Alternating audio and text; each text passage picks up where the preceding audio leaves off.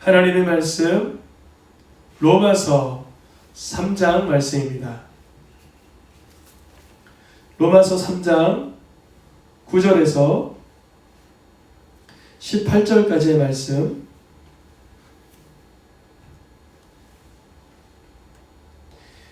신약성경 243페이지입니다. 우리 로마서 3장 말씀을 합독하여서 읽겠습니다. 그러면 어떠하냐? 우리는 나으냐? 결코 아니라. 유대인이나 헬라인이나 다 죄 아래 있다고 우리가 이미 선언하였느니라. 기록된 바 의인은 없나니 하나도 없으며 깨닫는 자도 없고 하나님을 찾는 자도 없고 다 치우쳐 함께 무익하게 되고 선을 행하는 자는 없나니 하나도 없도다. 내 목구멍은 열린 무덤이요 그 혀로는 속임을 일삼으며 그 입술에는 독사의 독이 있고 그 입에는 저주와 악독이 가득하고 그 발은 피 흘리는데 빠른지라. 파멸과 고생이 그 길에 있어 평강의 길을 알지 못하였고 그들의 눈앞에 하나님을 두려워함이 없느니라 함과 같으니라. 아멘. 사순절 설교 시리즈 다시 보는 십자가라는 주제로 말씀을 증거하고 있습니다. 지난 2019년 12월 중국에서 시작한 코로나 바이러스가 전 세계로 확산되고 모든 나라가 이 나라로 인해서 국경을 봉쇄하였습니다. 나라와 나라뿐 아니라 나라 안에서도 도시와 도시를 잇는 도로를 폐쇄하고 시민들을 자신들의 그 거주지에서 이동하지 못하도록 강력하게 막아서고 있습니다. 수많은 사람들은 지금 질병으로 인해서 고통받고 있습니다.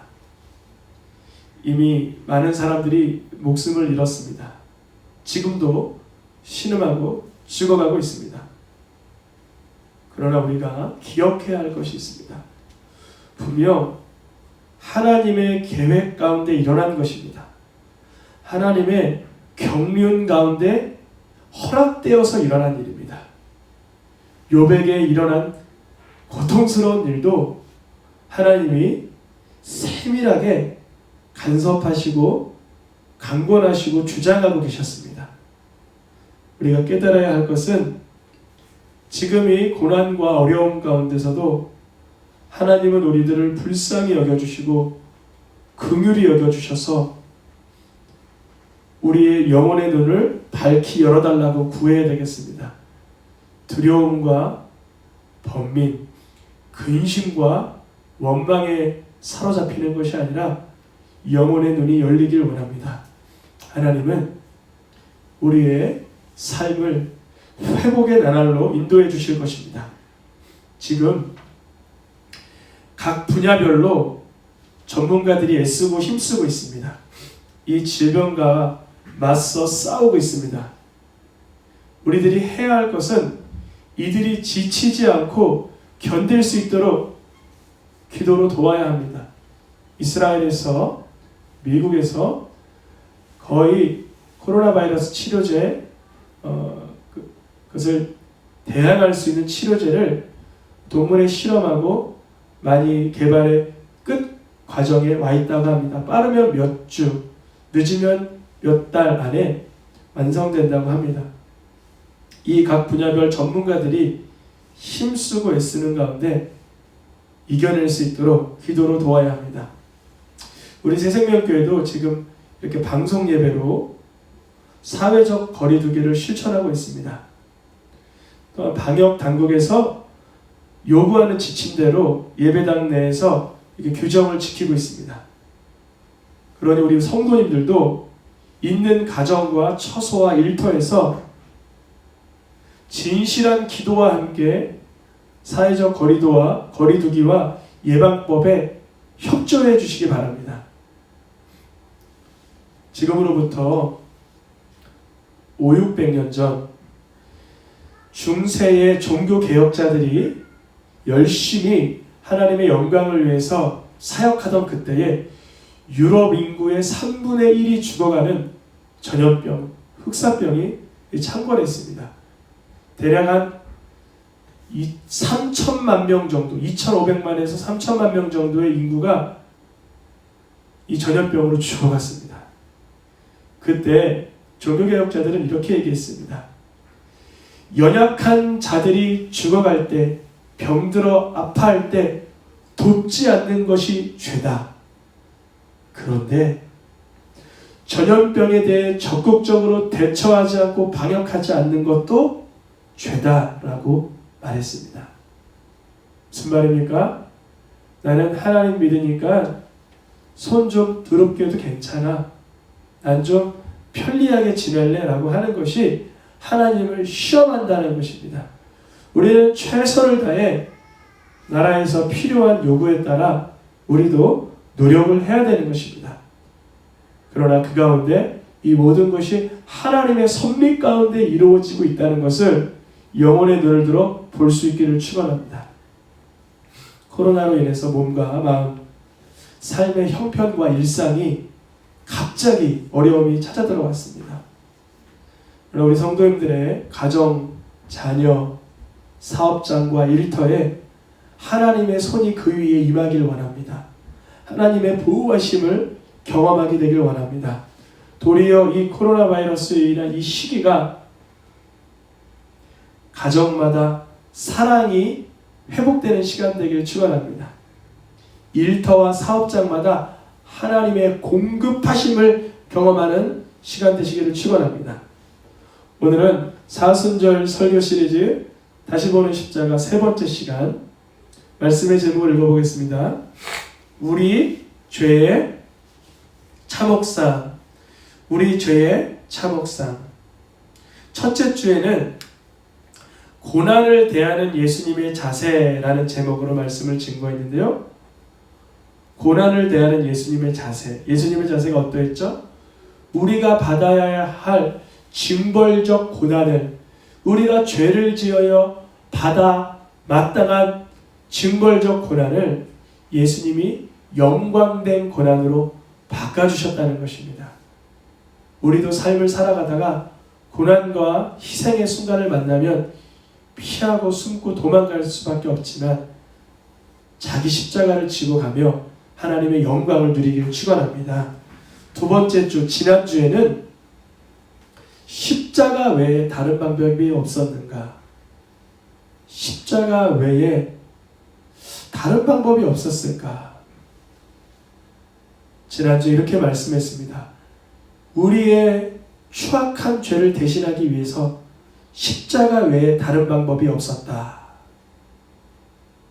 오늘 말씀의 제목은 바로 우리의 죄가 얼마나 참혹하기 때문에 예수님은 십자가 지시는 방법밖에는 다른 방법이 없으셨을까를 살펴보려고 합니다. 오늘 여러분 잘 들어보세요. 우리 죄의 참혹상이 드러나면 드러날수록 십자가의 은혜가 효력을 발생하는 것입니다. 여러분, 우리의 죄악은 사실 성령의 조명이 아니면 드러나질 않아요. 다른 사람의 죄는 쉽게 드러나요. 옆에 있는 사람이 조금만 잘못해봐요. 바로 지적이 나오죠. 옆에 있는 사람이 조금만 죄를 져봐요. 바로 정죄가 나오고 공격이 나오죠. 그런데 다른 사람의 죄는 쉽게 드러나는데 왜 나의 죄가 드러나지 않을까요? 이것은 성경에서 잘 말해주고 있습니다. 왜 다른 사람의 죄는 쉽게 드러나는데 나의 죄는 드러나지 않는가? 그 이유는 우리가 죄를 질 때요, 어둠 가운데 짓습니다. 어둠 가운데. 그러니까 내가 죄를 짓고 있는 그 순간은 다른 사람은 다 보고 있는데 나는 어두워진 거예요. 그러니까 내가 어두워진 상태에서 분노하고 어두워진 상태에서 죄를 짓고 어두워진 상태에서 거짓을 행하고 어두워진 상태에서 하나님의 말씀을 범하니 어두워져 있는 나에게는 죄가 보이지 않는 거예요. 그러니까 다른 사람의 죄는 쉽게 보이지만 내가 어둠 가운데 짓는 죄는 보이질 않는 거예요. 그래서 성경에서는 하나님의 말씀으로 조명을 받을 때 성령께서 나를 밝히 드러나게 하실 때만 깨닫는 것입니다. 오늘 말씀을 통해서 나의 죄의 참혹상이 십자가의 효력을 밝히는 좋은 불쏘시개가 되기 원합니다. 우리의 죄가 드러나지 않는데 십자가가 뭐가 필요했습니까? 무가치해지는 거죠. 다른 사람의 죄를 보며 안타까워하는 사람은 십자가의 의미를 모르는 것입니다. 그러나 나의 심령 가운데 말씀 가운데 조명된 내 상태를 밝히보게 된 사람은 십자가의 효력을 누리게 되는 것입니다. 오늘 말씀의 본문에서 이렇게 말씀드렸습니다. 유대인이나 헬라인이나 다 죄 아래 있다. 유대인이나 헬라인이나 의인은 하나도 없다. 깨닫는 자도 없고 하나님을 찾는 자도 없고 다 치우쳐 무익하게 되고 선을 행하는 자가 하나도 없도다. 오늘 본문에서 의인이 없다 그랬습니다. 선을 행하는 자가 없다. 하나도 없다라고 말씀하셨습니다. 그런데요, 성경에서도 간혹 보면 노아나 요셉이나 롯을 향하여 당대의 완전한 자다, 의인이다, 의로운 사람이다 라고 표기하는 경우도 있습니다. 로마서에서 오늘 본문에서 분명히 의인이 없다 라고 말했으면서 왜 성경에서는 의인이요 의로운 사람이다 라고 표현하고 있을까요? 이 두 가지가 모순된 거 아닌가요? 모순된 거.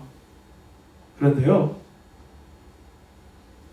성경에서 의인이다, 의로운 사람이다 라고 할 때는 그 사람이 죄가 없거나 스스로의 영혼을 구원할 수 있어서 의롭다라고 말하는 것이 아니라 죄가 있고 타락했지만 그 가운데 하나님을 믿는 믿음으로 은혜 받은 자들을 의롭다라고 말하는 것입니다. 오늘 본문에 노아를 분명히 의인이다 라고 말하지만 앞구절에 보면 노아는 은혜를 받았다. 오늘 분명히 마지막에 의로운 롯이라고 하지만 롯은 술 취한 자요, 세상을 흠모했던 자요, 음란한 죄로 인하여 안타까운 죄를 범한 사람이었습니다. 그런데 이들을 왜 성경은 의롭다, 의인이다 라고 표기하고 있을까요? 그 이유는 타락한 인생이지만 하나님을 믿는 그 믿음이 그를 의롭다라고 한 것입니다. 언제나 성경에서 의인, 의롭다라고 말할 때는 그 사람이 죄 없는 의를 말하는 것이 아니라 하나님을 믿는 믿음으로 의롭다 여김을 받는 것입니다. 그래서 이렇게 말하고 있죠. 우리를 구원하실 때는, 우리의 영혼을 구원하실 때는 우리가 의로운 행위를 아무리 많이 했더라도 그것으로 구원하는 것이 아니라 자선사업을 하거나 선행을 하거나 의협심이 있거나 정의감이 출중하거나 했다고 해서 그것으로 구원하는 것이 아니라 하나님이 인생들을 긍휼히 여기심을 따라 하셨다는 것입니다. 하나님께서는 모든 인생들을 구원하시는 그 방법을 우리 인생에 두지 않으시고 하나님의 은혜로, 하나님의 긍휼하심으로, 하나님의 불쌍히 여기심으로 하신 것입니다. 이스라엘 백성들이 애굽을 떠나 가나안 땅에 들어갈 때 하나님께서는 모세에게 너희들 그 땅에 들어가면은 이렇게 살아라. 너희들 가나안 땅에 들어가면 이것은 하면 안 된다. 라고 주신 말씀이 있는데 바로 모세 오경 가운데 레위기의 말씀입니다. 레위기 말씀에 보면 모세야 너희들 가나안 땅에 들어가면 그들을 본받지 마. 그들은 죄악으로 오염된 자들이야. 너희들 거기 가면 하나님 말씀에 따라 거룩하게 살아야 돼. 라고 레위기 말씀을 주셨습니다. 그런데요, 레위기 말씀의 죄악상에 표현하고 있는 대부분의 내용은 가나안 백성들이 이미 범죄하고 있었던 내용을 담고 있습니다. 음란함, 살인함, 도적질함, 이 모든 것들은 가나안 사회에 이미 만연하고 있었던 죄악들이었습니다. 여러분, 가나안 민족의 죄를 지적했던 그 책이 레위기라는 책인데 그 레위기를 작성한 모세, 가나안 땅에 들어갔습니까? 못 들어갔습니까? 못 들어갔다는 거예요. 그것이 어떤 의미를 가지고 있습니까? 모세가 레위기를 작성해놓고 하나님의 거룩하심은 무엇이며 이것 해야 하지 말아야 되고 이것은 해야 하고 그 말씀을 기록한 모세가 왜 가나안 땅에 들어가서 그대로 살지 못했을까요? 하나님은요, 율법의 대명사인 모세가 모세의 재량으로 모세의 자력으로는 들어갈 수 없다는 것을 우리에게 넉넉히 보여주시는 것입니다. 무슨 의미냐면요, 율법의 행위로는 모세, 즉 레위기를 작성한 모세도 의롭다 여김을 받을 수가 없다는 거예요. 성경 가장 귀히 여기는 모세오경 5권을 작성한 저자 모세가 가나안 땅 들어가지 못하는 이 모습을 통해서 모세조차, 율법의 대명사라고 불리는 모세조차 율법을 지킴으로는 하나님 말씀을 그가 그대로 온전히 이룰 수 없으니 율법의 목적은 어디에 있습니까? 죄를 깨닫게 하는 데 있습니다. 여러분, 아무리 참혹한 사람이라도 하나님의 말씀이 이 속에 들어가지 않으면 죄를 깨달을 수가 없어요. 몇 번 예화로 들은 그 김포의 그 여관에서 자신을 모욕감을 주고 그 사람을 잠자는 가운데 둔기로 내려치고 한강에 시체를 이렇게 정말 추악한 죄를 지은 그 사람이 법정에서 이렇게 말하더라고요. 내가 뭐가 잘못된 것이냐? 내가 뭐가 잘못된 것이냐? 우리는 그 사람을 솔직히 낙찰합니다. 아예 사람 죽여놓고도 잘못을 깨닫지 못하는 사람. 보세요. 그 사람은 눈에 보이는 잘못을 깨닫지 못하는 것이죠. 사람들의 손가락질 속에서도 슬퍼하지 못하는 것이죠. 애통하지 못하는 것이죠. 우리도 하나님의 말씀이 이 속에서 울림이 되지 않으면 누군가 미워해놓고 누군가 정죄해놓고 누군가 비판하고서 누군가 깎아내리고 누군가 조롱하고서 그것이 죄인 줄 모르는 거예요. 그것은 죄의 참혹함을 깨닫지 못한 상태입니다. 성경에서 우리가 깨달아야 하는 것은 뭐냐면 내 상태, 인간의 본성은 전적으로 타락했구나, 전적으로 부패했구나, 전적으로 무능력하구나, 이와 같은 진리를 깨달아야 합니다. 우리가 이 용어를 보면 불편합니다. 내가 왜 그렇게 타락했다 그래? 내가 왜 그렇게 부패했다 그래? 내가 왜 그렇게 무능력하다 그래? 나도 때로는 선한 일을 한단 말이야.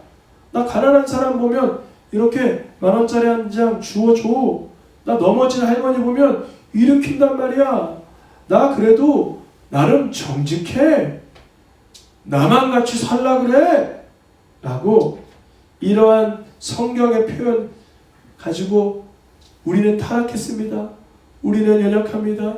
우리는 부패했습니다. 라고 말하면 나와는 상관없어 라고 말합니다.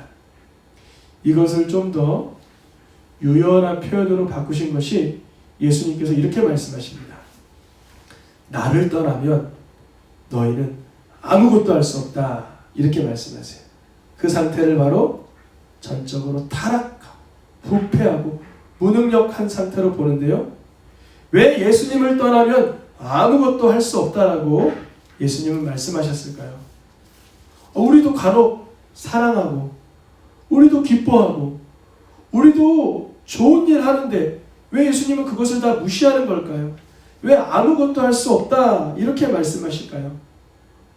그 이유는요, 인간이 가지고 있는 선행, 인간이 가지고 있는 의로움은 그 자체가 이기적이고 상황과 시대와 상대에 따라 달라지기 때문에 그래요. 무슨 말이냐면요, 어떤 사람은 선한 행동을 하다가도 의로운 행동을 하다가도 그것이 변질됩니다. 어떤 사람은요, 내가 사랑한다라고 말하다가도 그 사람이 조금만 내 마음에 흠이 잡히면 징후로 바뀌어버려요. 시기심을 가져서 기뻐하던 마음이 막혀버려요. 좋았던 사이는 원수지간도 되고요, 부드러웠던 마음은 죽이고자 하는 마음으로 변질되기도 하는 것이 우리들이에요.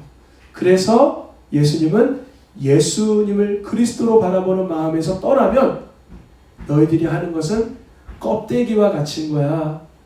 허상과 같은 거야. 우리는 즉흥적으로 사랑한다라고 생각하고 우리는 나름 내가 의로운 행동을 할 수 있다라고 여기지만 그것이 얼마나 여반장같이 정말 손쉽게 변질되는 내 상태를 여러분 발견하시기를 축원합니다.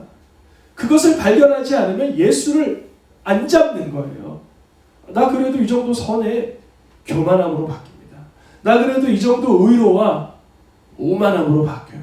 나 그래도 이 정도 사람들 보기에 의로와 예수님의 십자가의 가치는 필요가 없는 것입니다. 여러분, 우리 죄의 참혹성을 깨달을 때 예수님의 십자가가 효력을 발생합니다. 여러분, 오늘 우리 죄의 참혹성을 발견하라는 말씀에 마음에 사모함이 되시길 축원합니다. 우리가 내 연약함과 내 무능력과 내 타락된 상태를 발견하는 것이 하나님의 은혜를 누리는 지름길입니다. 여러분, 누구보다 내가 선을 행하고 의롭게 살면 하나님의 선택을 받는데 유리할까요? 아니라는 거예요. 성경은 그게 아니라는 거예요. 하나님은요, 자신의 악을 깨닫는 자가 있기를 원하는 거예요. 자신의 의로움을 드러내는 자가 아니라 자신의 하나님의 말씀 앞에서 나의 추악함을 발견하는 자를 찾고 계시는 거예요. 하나님의 선택을 받기 위해 내가 선을 행하면 더 유리한 고지를 차지할 수 있을까요? 그렇지 않다는 거예요. 오히려 잠자리채 끝에 앉은 잠자리가 더 잡기가 힘든 거예요. 우리가요, 내가 하나님의 의를 행해, 내가 선을 행해, 내가 남보다 의로워, 내가 남보다 선해 라고 말하는 순간 십자가의 가치는 첩잡이 짓밟히는 줄 안다. 항상 하나님께서는 나와 같은 자를 선택하신 그 은혜에 기뻐할 수 있기를 축원합니다. 하나님은요, 우리 인생들이 어느 정도 여지가 있어서 구원하신 게 아니에요. 우리가 어느 정도 가망성이 있어서 구원하신 게 아니라는 거죠. 깨닫길 축원합니다. 우리가 어느 정도 여망이 있어서, 여지가 있어서, 여력이 있어서 그게 어여삐 보이셔서 건져주신 게 아니라는 거예요. 완전히 의와는 상관없고 완전히 선과는 인생 가운데 상관없는 심령이었는데 그러한 우리들을 전적으로 만나주시는 것입니다. 예수님은 유대인들을 향해서 이렇게 선포합니다. 읽어보겠습니다. 하나님을 사랑하는 것이 너희 속에 없음을 알았노라. 예수님은요, 너희 속에 하나님 사랑하는 것이 없다라고 말해요. 아니, 나 예배도 드리고 또 기도하러도 나오고 헌금도 내는데 왜 내가 하나님 사랑하는 게 없다라 그러지? 우리 인간의 본성으로는요, 하나님을 사랑할 수 있는 힘이 발원되지가 않는다는 거예요. 그게 왜 그러냐면요, 우리는 본성적으로 죄를 사랑하고 악을 증오하고 내 육체의 요구대로 사는 것이 인생인데, 하나님을 사랑하는 자는 언제 사랑하게 되는가? 하나님이 나를 먼저 사랑했음을 알고 그의 아들 예수님까지 나를 위해서 십자가에 죽이신, 하나님의 아들이 나를 위해서 대속하신 그 십자가의 사건을 믿어진 상태가 사랑하게 된 상태라는 것입니다. 하나님을 사랑하는 자는 예수님이 하나님의 아들이라는 것을 발견하게 됩니다. 하나님을 사랑하는 것이 너희 속에 없다고 하실 때 예수님은 어떤 것으로 진단하셨냐면, 너 속에 말씀이 없잖아, 이렇게 말씀하시는 거예요. 너 정말 하나님 사랑하면 말씀이 너 속에 있어야지. 말씀이 너 속에 없잖아, 그러시는 거예요. 우리가 취업하려고 하는 사람은 그 회사의 업무가 무엇인지 알고 있죠. 아, 취업하면 이거 해야지. 입학하려는 사람은 내가 어느 전공에 들어갈지 알고 있죠. 아, 여기서 이것을 공부해야지. 여러분, 하나님 나라에 들어가는 사람은 하나님의 말씀을 간직하고 있어야 하는 것입니다. 여러분, 성경에 보면요, 가룟 유다도 가난한 사람 돕자고 얘기했어요. 거짓 선지자 발람도 하나님 말씀만 전하겠다라고 얘기했어요. 이 속에 있는 거와 상관없이 말로는 의로워질 수 있고 말로는 선행을 하는 것처럼 포장될 수 있습니다. 그러나 여러분, 하나님의 말씀이 임한 사람은요, 내가 진단되는 거예요. 다른 사람을 도와라고 말하는 것이 아니라 내가 돕는 거예요. 가난한 자를 도와야지 말하는 것이 아니라 내가 그 자리에 가 있는 거예요. 여러분, 우리가 우리의 죄의 참혹상을 알 때 하나님 사랑하는 것이 내 속에 가능하지 못하는 것이구나. 하나님이 나를 위해서 보내주신 자 예수 그리스도를 믿는 가운데면 가능한 것이구나. 이것을 깨닫게 됩니다. 그래서 하나님께서는 이제 사람들에게 의롭다 하시기 위해서 인간 죄의 추악함을 아시기 때문에, 참혹함을 아시기 때문에 율법 외에 율법에게서 증거를 받은 특별한 은혜를 주시는데, 그분이 누구십니까? 예수 그리스도이십니다. 이제 그 누구라도, 참혹한 사람이라도, 흉악한 사람이라도, 처참한 죄인이라도 나를 위해서 십자가를 지신 예수님을 나의 그리스도다, 예수 그리스도입니다, 예수님이 메시아입니다, 예수님이 나의 구원자입니다 라고 믿는 그 믿음을 의롭다라고 해주시는 거예요. 그것을 그리스도 예수 안에 있는 속량이라고 합니다. 우리가 처참하고 추악한 죄의 모든 오염물들이, 모든 오물들이 예수님이 치워주셨다라고 믿는 것을 믿음이라고 하는 거예요. 이 속량을 뭐라 그래요? 곧 죄사함을 받았다라고 말하는 거예요. 여러분, 예수님 안에 있는 속량, 즉 다른 말로 죄사함은 내 노력입니까? 내 노력이 아닙니까? 이거예요. 내 노력이 아니라는 거예요. 내 노력이 아닌데 내가 어떻게 얻게 된 거예요? 내 추악함을 깨닫고 우리 죄의 참혹함을 깨닫고 예수님을 내 구주로 인정할 때 그것을 속량받았다라고 하시는 거예요. 하나님은 그 영적인 의로움의 상태를 인정하시는 거예요.